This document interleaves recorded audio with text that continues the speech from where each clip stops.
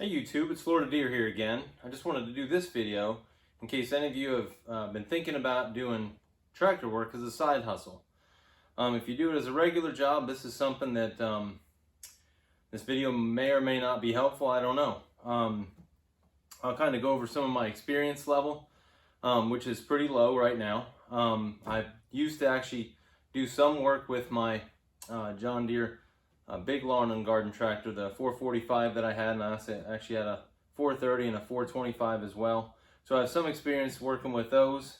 But a little over a year ago, I bought this 1023E and just use it for my personal stuff and, you know, family and friends kind of thing. But since I've actually, about 5 months ago, I started using it for a little couple side jobs that I had in my spare time. Then I figured I would go ahead and make some money because the tractor is not super cheap, and neither are its attachments. And I like the attachments. I like having the attachments so I can do stuff around my own house and around my family members' houses as well. But before I go on anymore, if you do like this video, click the like button if you would. If you have any comments or questions, you can leave a comment. And if you want to learn more about John Deere lawn and garden tractors and the John Deere 1 Series or the subcompact market, then please hit the subscribe button.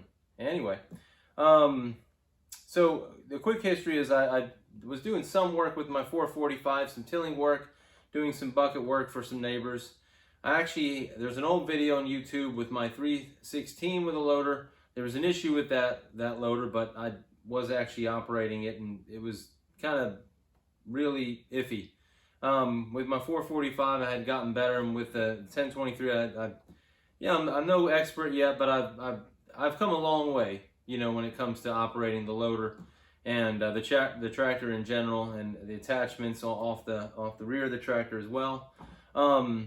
So that comes with seat time. In a little over a year now, I've put a little over 130 hours on this machine right here. So it's about 13 months, 130 hours, so about 10 hours a month. I think the last couple months since I've been doing the tractor work, it's probably closer to 15 or 20 hours a month, and before that it was easily less than 10 hours a month. So anyway, so one of the things you gotta work on with, like any business, is you have to make money, but you have to have a value proposition for the homeowner that's hiring you, right? You have to, make a little bit of money to cover your costs. And let's just go over those costs right now, the considerations that you have. So you're going to have your actual time on the site, okay? You're going to need to add in, or at least consider, your time to the site and from the site. You need to consider load up time, okay? Getting your tractor situated for the job that you're going to do, whether you're going to put a different rear attachment on it, whether you're going to put pallet forks on the front versus the bucket, or whatever the case may be, stuff like that. Get your trailer squared away, get that set up so you can put the tractor on it. So those are all considerations. Another one is fuel. The tractor, it being a diesel and it being a small 3-cylinder engine, it doesn't, I could probably run all day on 1 tank of fuel.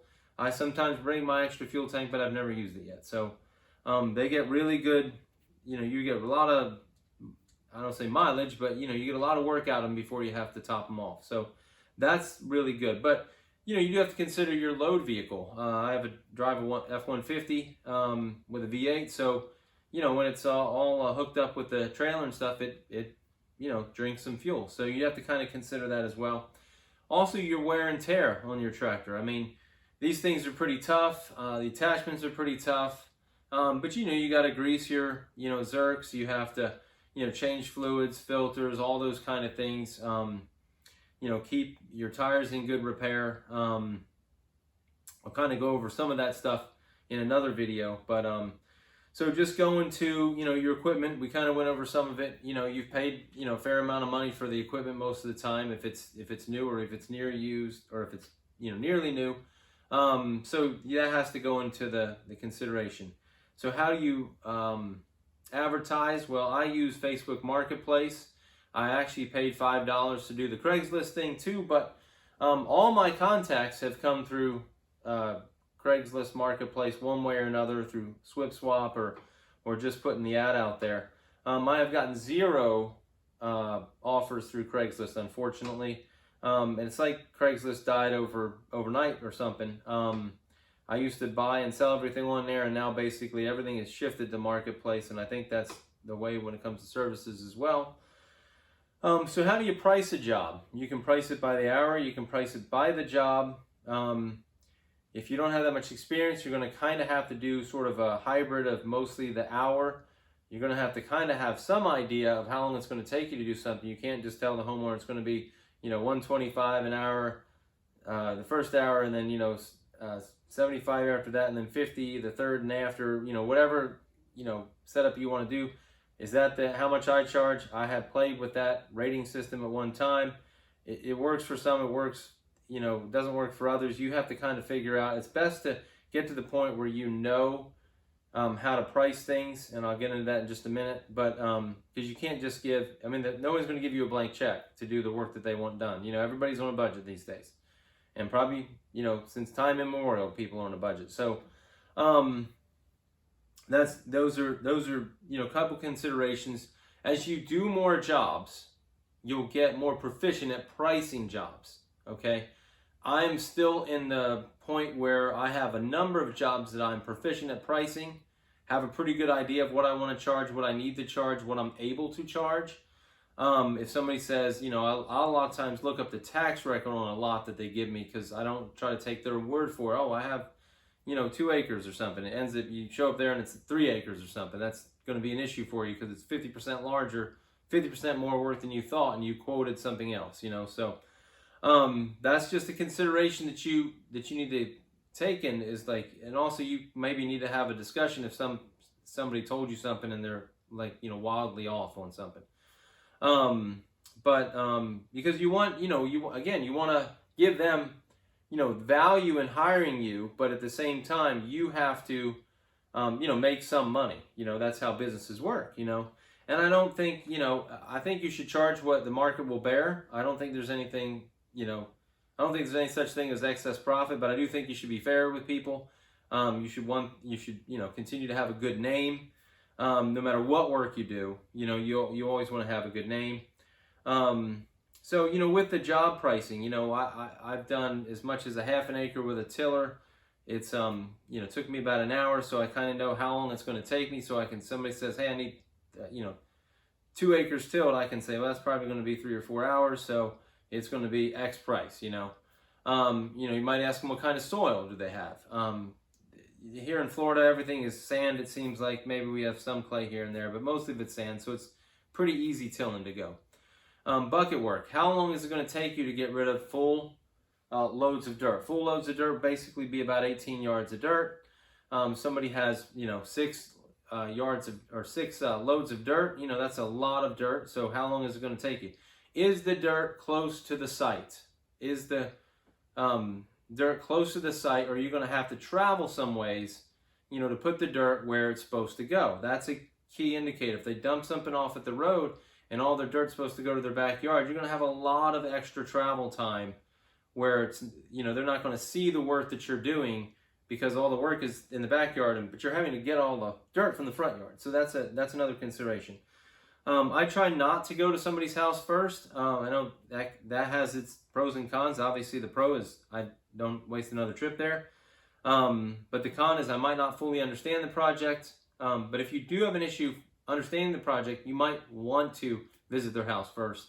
Especially if it's a bigger job, you can get back some of your investment in visiting them the first time, if you get the job and if you understand it better. Might be a job that you would not take.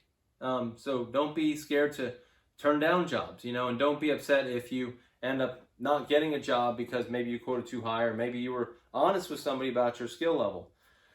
A couple other videos, people that have videos, is Tim with Tractor Time with Tim. He has really good videos. He recommended not charging in the beginning. You're using your equipment, so I would charge. I would be very transparent with the folks that want to hire you and just tell them, hey, listen, this is kind of the experience level I have with this or with that job or with this particular attachment or, with, bucket work or whatever the case might be. I would be transparent with them and just kind of let them understand where you're sitting so they know what they're getting, you know. And so I think it's okay to charge that money, but I think you just need to be careful with that, and you need to be, you know, let them know where you are on the skill level so they can expect, you know, that kind of work, or that might take you a little bit longer. I mean, they're not going to pay us extra money because it takes us longer because we don't know how to do something well, okay? And so before I load up, I actually ask them too, hey, do you want me to do anything else? Do you like the job that I did? Can I do anything else for you? You might give them recommendations if they're doing something and you see that they're doing something that's like probably there is some additional work that probably should be done. You know, and know what you can do or what you can't do with your tractor. Some people call me up and say, hey, can you level my backyard? And I say, well, are you bringing in dirt, or is it dirt now, or is it whatever? And they say, oh, it's just grass. Well, you can't really level grass. I mean, I guess if you tilled it first, you might be able to level, but there's still a lot of organic material in it. So, you know, leveling grass is more difficult to do than, say, stone or rock or sand or something like that. So, I don't have a backhoe. So I had a guy call me and ask me if I could bury his mule. His mule died. He needed somebody to bury it, I guess. They're large animals, so I guess he doesn't want to get out there with a shovel. I understand. I also don't like shovels, which is why I got a tractor. So I understand that. And, you know, if you're new at tilling, you might want to be careful about what you promise people with tilling, and just tell people that. I just started having the stump grinder. That goes pretty easily, though.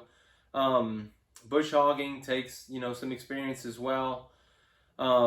There's just a number of things that you're going to do that are just going to take some learning. So the other thing is your first couple customers and stuff are sort of learning experiences. So that's why you're also not going to charge them that much. You're going to disclose that. So you don't have to disclose that later. You know, as you get more experience under your belt, you can, you know, say, hey, I know how to do that. I've done several jobs, you know, like that. And, you know, the more time you spend in the seat, the more time you're going to be more confident about it in both quoting prices for the job that you're being hired for, and also for just, you know, making you know, having some fun on the tractor. I mean, to me, extra seat time is good. Now, it's less fun in Florida during the you know, summer months, as oftentimes we are in the 80s and 90s with high humidity. And I mean, I'm sweating right now. I think it's 80 something today, and it's October 24th. So I am looking forward to this winter, maybe doing some extra tractor work when it's like, you know, 50s, 60s, maybe even 40s. I mean, those, or even 70s is nice. So, you know, you just gotta, you know, kind of factor that in and stuff. I like doing the tractor work as a side hustle. Another good place to gather some information is Courtney with Good Works Tractors. He's a good guy to, you know, both him and Tim are probably where I've gotten most of my information from. If you haven't subscribed to their channels yet, you all too. They have lots of good information. However, they do feature a lot of cool gadgets on their channels, so you might want to just be careful about that. You might walk away, or, you know, get up and walk away from the chair that you were sitting in when watching their video, because you may want to buy more things when you watch their video. So great stuff there for them. In a future video, I will go over some particulars, some experiences that I've had that hopefully help you learn the things that I didn't, or learn the things I had to learn the hard way. Maybe I can just tell you, and then you can just, you know, use that wisdom and not have to encounter the things that I had to learn the hard way. So that'll be another video. Hopefully you liked this video. Hopefully it was somewhat informative about pricing. You guys can ask questions in the comments about pricing. I mean, I can give you a little bit about, you know, specific jobs and stuff like that, and what I've charged in the past. And it doesn't mean that I'll charge the same in the future. It might be more, it might be less. It depends on how many other people are bidding it. It depends on how much other calls you're getting and how busy you want to remain. Honestly, I'm a real estate agent as my, you know, full-time job, so I don't pick up a lot of extra jobs, but I do here and there. And of course I do, you know, work for myself and you know, friends and family as well. So anyways, again, hope you liked this video. If you did, hit the like button.